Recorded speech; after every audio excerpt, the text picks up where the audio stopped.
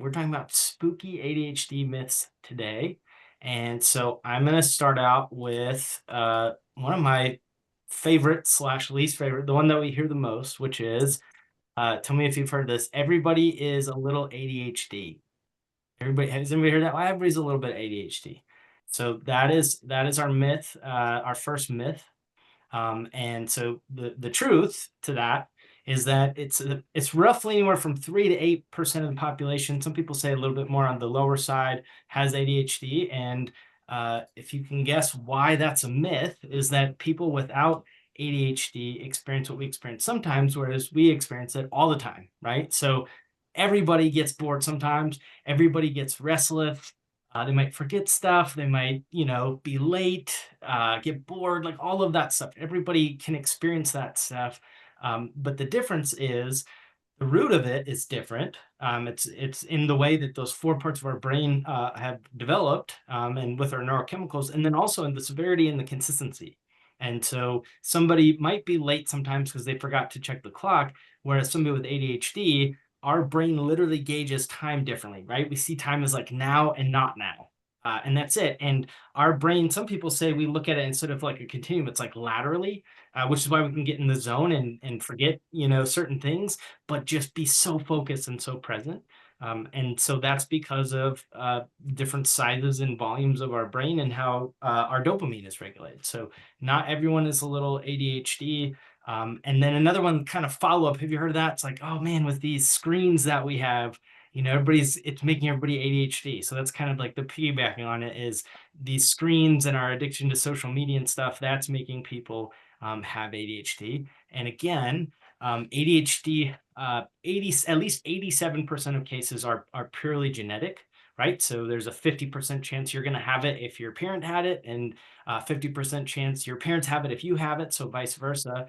And so it's genetic, and so a screen can't change the structure of your brain. What it can do, though, is it can mess with your dopamine levels. So, I mean, dopamine, right? Like that's what substances do. Some substances can play with your dopamine, and it's a happy chemical. And so, if you take a drug that increases dopamine, you're going to get addicted to that drug. So if you're on, and you're going to have a different tolerance, right? That's why we can develop tolerances to certain substances if we use them. And so if you are on your screen all the time, which is like this wonderful dopamine machine. And then we can kind of have a different threshold for dopamine, and dopamine regulates focus. It regulates like emotion control. It regulates motivation to do things. So if someone who doesn't have ADHD is on their phone all the time and they're continuously getting this loop of dopamine, then the boring task might feel a little bit more boring. However, they're still not going to score like they have ADHD. But there might be some traits or some overlap that could be similar, if that makes sense. But not no, that is very untrue. Not everybody's a little ADHD, and our screens and everything is not causing people to be ADHD. So that's myth number one. Myth number two is that only boys have ADHD. So there's myth number two. If you've heard of like the restless boy that can't sit still in school, right? That's what a lot of us have heard about. And so there's that stereotype that only boys have ADHD, and that's not true, right? Does anybody know like the percentage of our Facebook groups of what percentage are women? It's currently right now it's 76%. So we've got the KW group, which is about 76%. And we have the ADHD Real Estate Mastermind, which is brokerage agnostic. This started out of KWHD, and now obviously we're branching out. So I'm building that group out. And so, yeah, 76% are women with the average age of about mid 40s. And yes, the demographic of real estate agents, and you can still see it's not just boys. And so it's undiagnosed because sometimes it can present differently. And they didn't start studying ADHD in women until, I mean, not that long ago. It's mostly been on boys. So women have it too, and it can present differently. And so, and this is another myth that leads me to this one, is that everyone with ADHD has hyperactivity. So that's an interesting one. Everybody has hyperactivity. So that's another myth. And what's interesting about that is, anybody remember the different types of ADHD if you've been on these calls? The one right now that everyone's agreed on is basically hyperactive, inattentive, and then the combined type.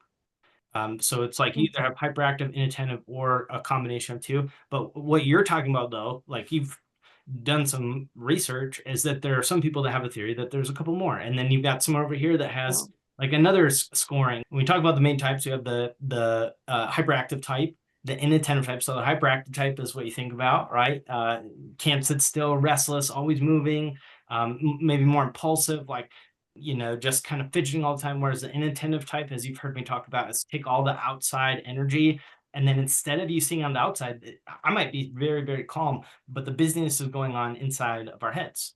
And it's this chatter, it doesn't quiet, tons and tons of thoughts, forgetfulness, brain fog, losing things, trouble organizing. And so more often women have what's called the inattentive type, and then men more often have the hyperactive type, but those can be reversed as well. Or a majority of people have the combined type. And so what you said, Maral, is masking.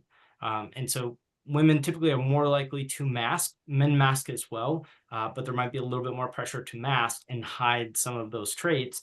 Because if you think about, like, if you're in elementary school, I mean, who went to like a public school? Who went to a private school? Anybody homeschooled? Anybody just raised by wolves?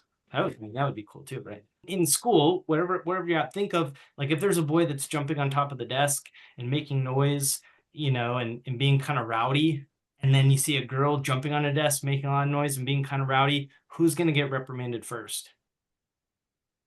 Like, what's going to stand? Oh my gosh. Like, I mean, the girl, right? And so both have to mask. And sometimes there's a little bit higher standard if you have the hyperactive type.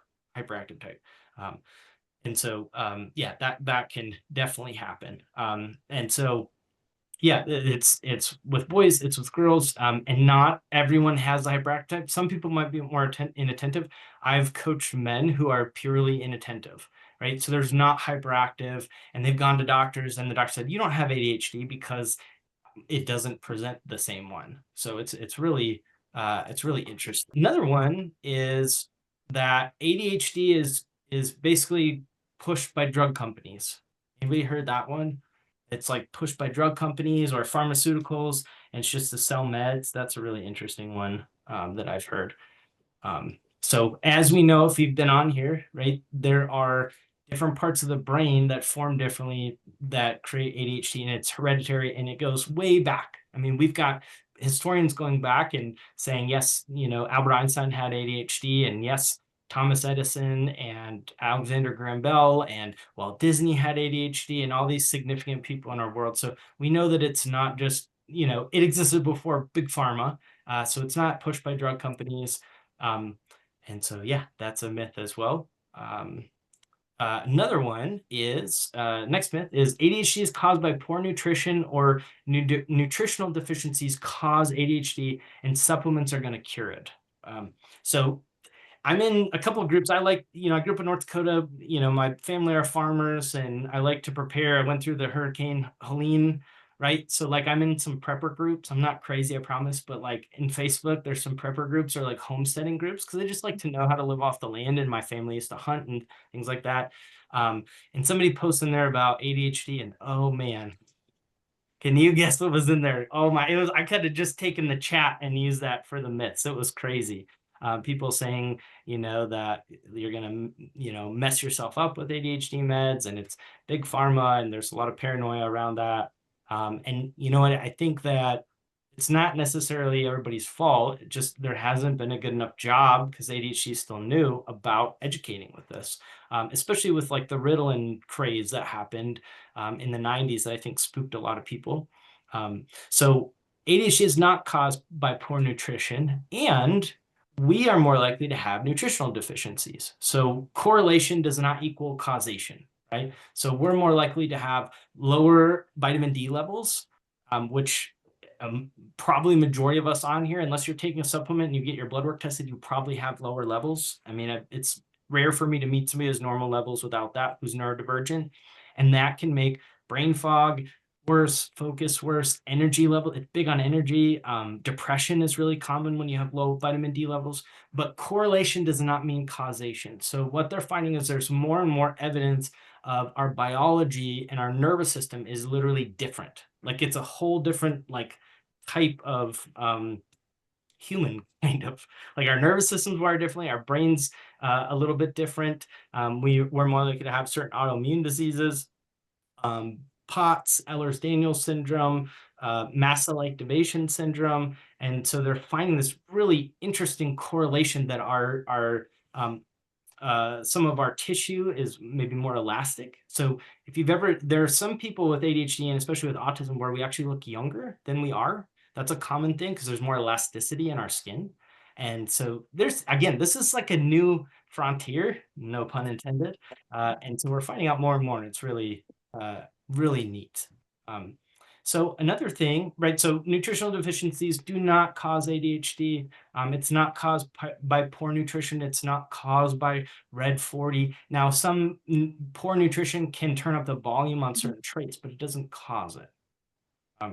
So another one that's really interesting is the goal with treating and managing ADHD is to be as close to neurotypical as possible.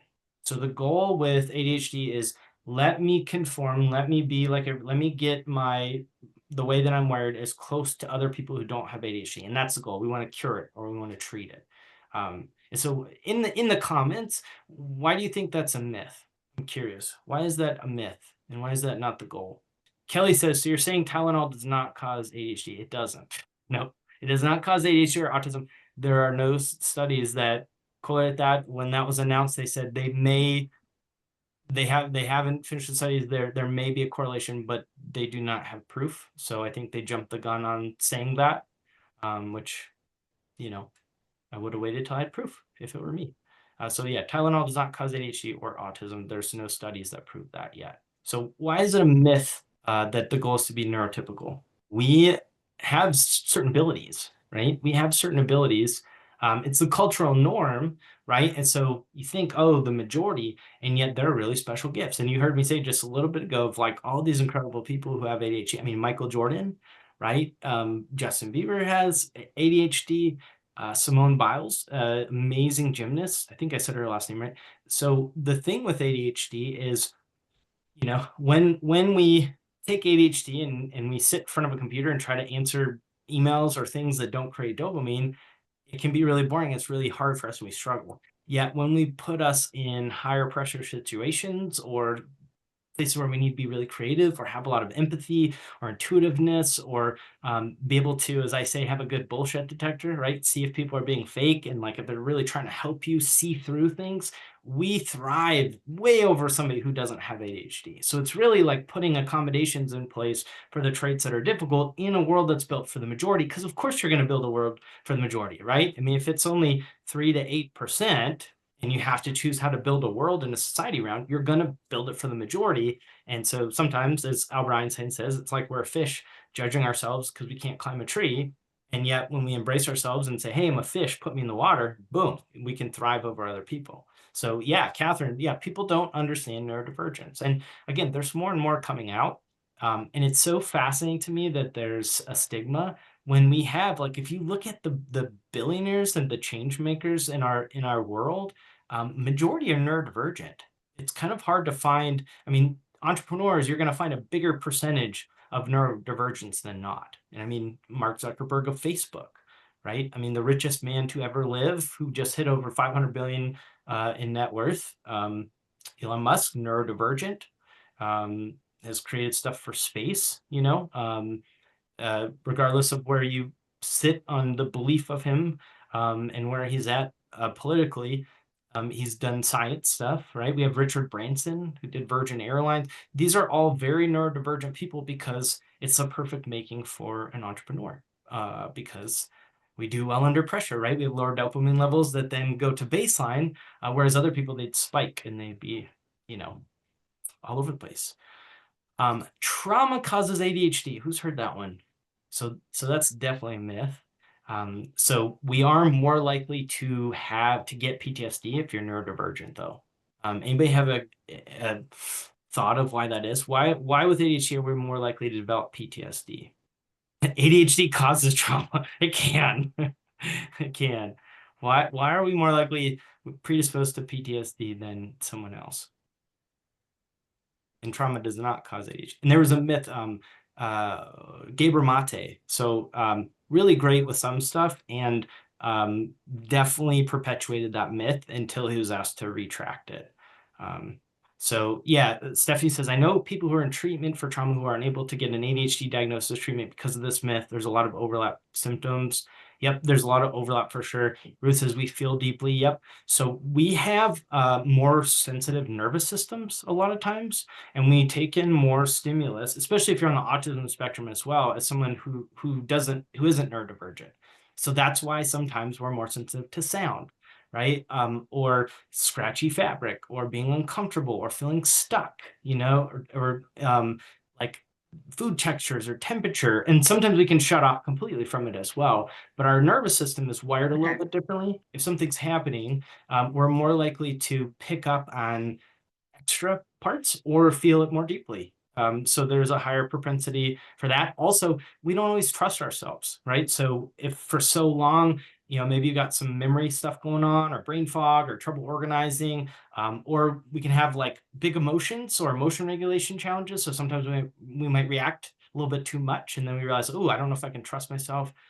You've heard me say we've got 80,000 negative messages before the age of 8 years old, right? So that's like, oh man, I'm not good enough. I don't know if I can trust myself. So sometimes we may not be able to identify a situation as soon that it's not okay. There's a lot of factors, and it's not our fault. But there's a higher chance of developing PTSD with ADHD. And if you have ADHD and you have PTSD and you do trauma work, it can turn the volume down on your symptoms, your traits. It's not going to cure you of ADHD. Like it's a cool brain. We don't want to cure it. But we do want to turn the volume down on those traits that are hard. And then Catherine, great point. We're risk takers. We put ourselves in dangerous situations, maybe more impulsive, maybe some higher risk. And we're maybe used to more negative comments sometimes. Stephanie says a heightened sense of justice and living in a world that only pays lip service to the ideal. Yeah, so there's a lot of things that can put us at a higher propensity for that. This is another one. ADHD is a result of bad parenting and a lack of discipline. This one is obviously not true, right? There are people with ADHD who have had wonderful parents, great nutrition, great support, right? No trauma, and they still have ADHD. So when you see these claims that people make sometimes, it's really interesting to think, okay, are there people who haven't had trauma who still have ADHD? You can rule that whatever that myth is really quickly with that. Are there people that eat really healthy that still have ADHD? So some people don't always think about that in the comments, or if you see them there, it's like it takes 2 seconds of logic to think, wait, like if ADHD was caused by trauma, wouldn't people who've never had trauma not have ADHD? But they do, Or what about people that eat really healthy their whole lives and had, really great nutrition? They still have ADHD. So it's pretty easy to prove this stuff. It's pretty easy. And just there's some clickbait articles. So one of the other ones is ADHD is overdiagnosed. Who's heard that before? The ADHD is overdiagnosed. Oh man, this one. Okay. So 80% of people who have ADHD are still undiagnosed. That's the truth. These are the numbers. 80% of people with ADHD are walking around thinking something's wrong with them, or they just have to try harder, something's different, and they don't know why. They don't know why. So 80% of people are undiagnosed. Now, the rate of ADHD diagnosis in children has increased about 5% every year. This is according to the National Survey of Children's Health. So it's about 5% every year. And you'll see charts of like ADHD is going up and it's increasing because of our society, and it's getting overdiagnosed and people are on meds too much. No, what's happening? Yes, Zach said it's because they're getting better at diagnosing it. If we have more awareness, we're more likely now to catch it in women. The amount of women who are on antidepressants and anxiety meds, and men too, especially the inattentive type, that are on meds that just don't quite check the box, and because it's not so severe, like where it's not so obvious, they don't get diagnosed. So 80% of people are undiagnosed, and a lot of, majority of people might never know their whole lives, and like pass away and never have a name for what they experience. And that's like part of why I do this. It's just like that. To just think that something's wrong with you, or why am I different, or not have tools even. Like maybe you're good with how you're wired, but here's some tools to make things easier. So that's a big part of why I do this. So other thing is meds. So ADHD meds are harmful. They're gonna long term, they're dangerous, they're gonna change your personality. There's all kinds of stuff about meds. And so I've looked at studies, I've researched them. I'm very cautious around like meds and what I'm putting in my body. I'm a health and wellness major, way back when I worked in mental health and did that. So there's long-term use of stimulants is safe. It's not going to change your personality. If you are on the wrong meds and you don't feel good, then you need to talk to your provider. It should feel like just putting on prescription glasses and you just feel better. Like that's how it's supposed to feel. So if you don't feel like if it's changing your personality, if it's making you really aggravated, if it's making you exhausted, you can't sleep at night, then that's a conversation for your doctor. Now, the only thing that could be considered harmful, there's two situations, is one, if you have a predisposed heart condition and the meds increase your heart rate and you already have a really weak heart or a lot of medical stuff going on, sometimes they can raise the heart rate, but just by a little bit. It's not dangerous. It's like one of the only things, and it's only if you have predisposed like heart condition. So majority of people will not have an issue, and as far as I know, everybody who's got a healthy heart, you're going to be fine. That's what I've read in there. The other thing people have said, oh, meds can cause psychosis. That was another one I saw in that like homesteading group. So the only time that happens if you already have bipolar or schizophrenia and you're already predisposed to psychosis and you're maybe not on the right med, there are some times where it can trigger some things, but again, very rare cases. And if you already have bipolar or schizophrenia, and there are people with both of those on stimulants who are fine. So it's a small percentage of a small percentage, you know. Let's see. So that's a big one. And then the other one is that everyone with ADHD should be on medication. It's always the best choice. So kind of opposing that is it's a personal choice. It can be really helpful, but you might not be able to be on it for medical reasons. There are some people with substance abuse history that just choose not to use stimulants. They might go on a non-stimulant. They might just choose to go without or use Wellbutrin is off-label. So again, I'm pro meds, but I'm also like pro you choosing whatever works for you. And the reason I'm pro meds is to counteract the myths and the stigma around it and how many people it helps. So I'm support both of those. Medication for kids. This is another one, big one. Is if you start kids, if kids go on ADHD medicine, it's going to hurt their brain. It's going to mess them up. It's going to mess with their dopamine. They're going to get addicted. So total opposite. There's over 31 studies by Russell Barkley to talk about this, is that they show that kids who go on ADHD meds before the age of 18 are less likely to need medication as adults. So it actually helps form some of those neural pathways and strengthen them that are weaker in kids. And so you may not need them. So as your brain is developing the right med, right, you want to go with like a specialist, not just primary care. Like you want somebody who is actually current on the training because there's more coming out. But the right medicine with kid, they've actually shown, Dr. Russell Barkley, with all these different studies, that it can actually be helpful. And as adults, sometimes they've found that adults who go on ADHD medication, and I witnessed this in my 20s, we can actually go off of it and not have the severity of the traits that aren't helpful because it actually firms up those neural pathways. So not to the degree as a kid because their brain's developing, but to the degree that it can help us and strengthen those. We've got our Thursday group, our private group coaching if you want to be in that, and we're doing our business planning clinic. So you can check that out at adhdtyler.com and you'll see the link to sign up for that. And we've got an app that's really cool. We're doing business planning clinic right now. We just finished that up. I'm going to do a mini business planning clinic next month that I'm going to let everybody do. It'll be like a separate one, a one-time one, just so you know. So I'll start advertising that. But if you're a member of the group coaching, you're going to get a one-on-one with me for 15 minutes on your business plan.